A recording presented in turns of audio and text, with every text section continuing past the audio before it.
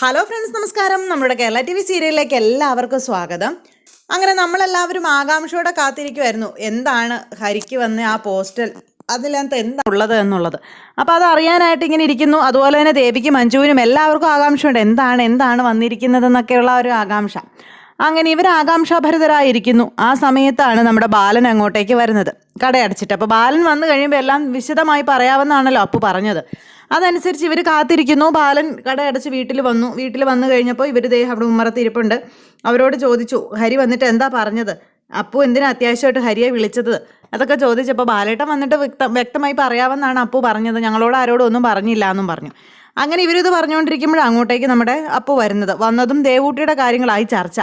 ദേവൂട്ടിയുടെ കാര്യങ്ങൾ സ്കൂളിൽ വെച്ച് പറഞ്ഞതൊക്കെ ദേവി ഇവരോട് പറയുക. അപ്പോൾ ദേവി അത് പറഞ്ഞപ്പോഴേക്കും ഭയങ്കര സന്തോഷമായി എല്ലാവർക്കും. പിന്നെ ടീച്ചർ വേറൊരു കാര്യം കൂടി പറഞ്ഞു, ഇടത് കൈ തഴക്കമാണ് ദേവൂട്ടിക്ക്. ഇടത് കൈ തഴക്കം ഉണ്ടായിട്ടുള്ളവരൊക്കെ മഹാത്മാക്കളായിട്ടുണ്ടെന്നുള്ള കാര്യങ്ങളൊക്കെ പറഞ്ഞതായിട്ടും. ഇതൊക്കെ കേട്ടപ്പോഴേക്കും അപ്പുവിന് ഒരുപാട് സന്തോഷമായിട്ടോ.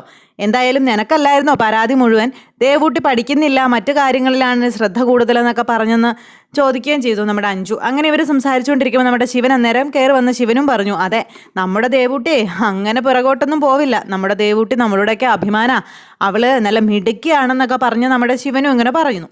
അങ്ങനെ ഇവർ സംസാരിച്ചുകൊണ്ടിരിക്കുന്ന സമയത്ത്, അല്ല എന്താ അപ്പം മോളെ നീ ഹരിയോട് വേഗം വീട്ടിലേക്ക് വരാൻ പറഞ്ഞത്, ഹരി വരാൻ കൂട്ടാക്കാതെ നിന്നപ്പോൾ ഞാൻ അവനെ പറഞ്ഞു വിട്ടത്. അവൻ അങ്ങനെ ചെയ്യുള്ളൂ എന്ന് എനിക്ക് അറിയാൻ പാലേട്ടാ, ഞാൻ പറഞ്ഞാലേ അവൻ വരില്ലെന്ന് എനിക്ക് അറിയാമെന്നൊക്കെ അപ്പു ഇങ്ങനെ പറയുമ്പോൾ, അങ്ങനെയല്ല, കടയിലന്നേരം ഓരോന്നൊക്കെ ചെയ്തുകൊണ്ടിരിക്കുകയായിരുന്നു അവൻ, അതാട്ടോ.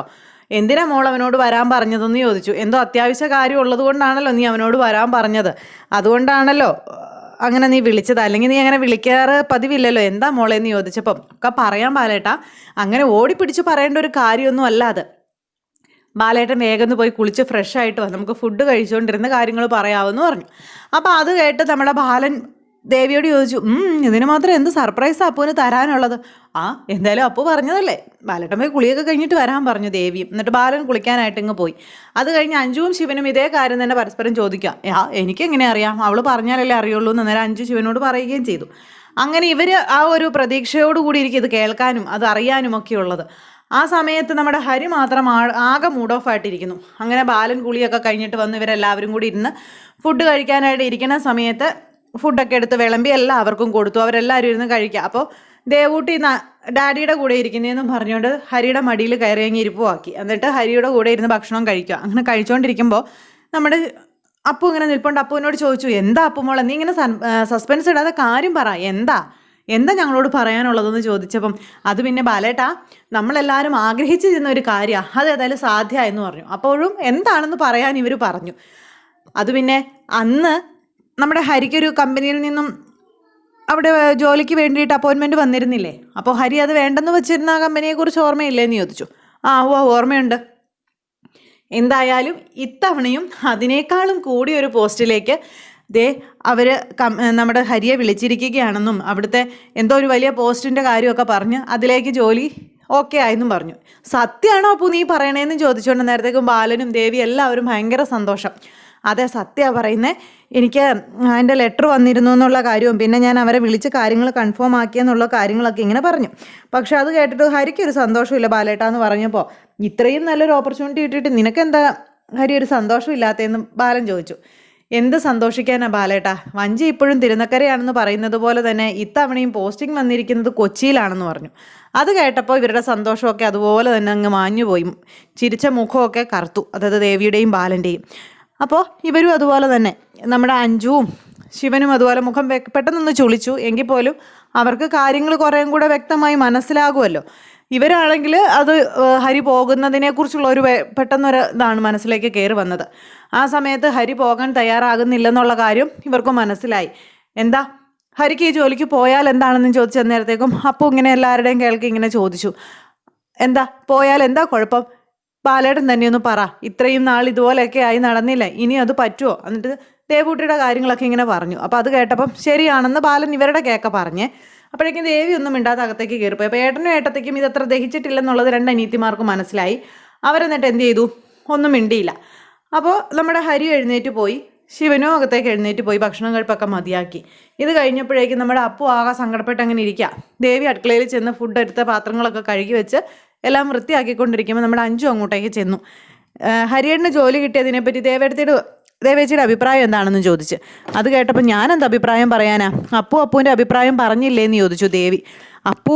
അപ്പുവിൻ്റെ അഭിപ്രായം പറഞ്ഞതിൽ എന്തെങ്കിലും തെറ്റു പറയാനുണ്ടോ എന്ന് അഞ്ചു ചോദിക്കുക. അതിന് അവൾ പറഞ്ഞത് തെറ്റാണെന്ന് ഞാൻ പറഞ്ഞില്ലല്ലോ അഞ്ചു. അതല്ല, അനിയന്മാരെ ഈ സാന്ത്വന വീടിൻ്റെ പുറത്ത് വിടാതെ ഇവിടെ തന്നെ എല്ലാവർക്കും ഒത്തുകൂടി നിൽക്കാനും അവരെ ഇതിനകത്ത് കെട്ടിയിടാനുമാണ് ശരിക്കും നിങ്ങൾ ശ്രമിക്കുന്നത്. നിങ്ങളുടെ വാക്ക് കേൾക്കാതെ കണ്ണൻ അവൻ്റെ ഇഷ്ടത്തിന് ചെന്നൈയിൽ പോയി പഠിച്ച് അവിടെ ഒരു ജോലി കിട്ടിയതുകൊണ്ട് അവൻ രക്ഷപ്പെട്ടു. പക്ഷേ ഇപ്പോഴും ഇവരിവിടെ തന്നെ കെട്ടിയിടാനല്ലേ നിങ്ങൾ രണ്ടുപേരും കൂടെ ശ്രമിക്കുന്നതെന്ന് ചോദിച്ചു നമ്മുടെ അഞ്ചു. അപ്പോഴേക്കും ദേവിക്ക് അത് ഭയങ്കരമായിട്ടൊരു വേദനയായിപ്പോയി. കാരണം അവരുടെ ഭാവി തകർക്കുന്ന രീതിയിലാണ് ബാലനും ദേവിയും ചിന്തിക്കുന്നത് എന്ന് അഞ്ചു ഇങ്ങനെ പറഞ്ഞപ്പോൾ അതൊരിക്കലും ഉൾക്കൊള്ളാൻ കഴിയാതെ നമ്മുടെ ദേവി ഒരു നിമിഷത്തേക്ക് ഇങ്ങനെ സ്തംഭിച്ച് നിന്നുപോയി. ഈ സമയത്ത് ഇവർ തമ്മിൽ ഇതും പറഞ്ഞുകൊണ്ട് ഇങ്ങനെ നിൽക്കുന്നു. അപ്പോഴേക്കും നമ്മുടെ അപ്പു അങ്ങോട്ടേക്ക് വന്നു. അപ്പു വന്നിട്ട് എന്താണെന്ന് ചോദിച്ചു. അന്നേരത്തേക്ക് അഞ്ചു കാര്യം പറയുക. അതെ, അത് തന്നെയാണ് എനിക്ക് പറയാനുള്ളത്. അങ്ങനെയാണെങ്കിൽ സ്വന്തം കുടുംബത്തെയും അതുപോലെ വീട്ടുകാരെയും ഒക്കെ ഉപേക്ഷിച്ച് ഈ മിലിറ്ററിയിലൊക്കെ പോയി ജോലി ചെയ്യുന്നവരുടെ അവസ്ഥ എന്താ? പോയിട്ട് ഇന്ന് വന്നു, കാണാൻ പറ്റി. അങ്ങനെയൊക്കെ സാഹചര്യത്തിൽ എത്രയോ പേര് ജോലി ചെയ്യുന്നു ദേവേടത്തി.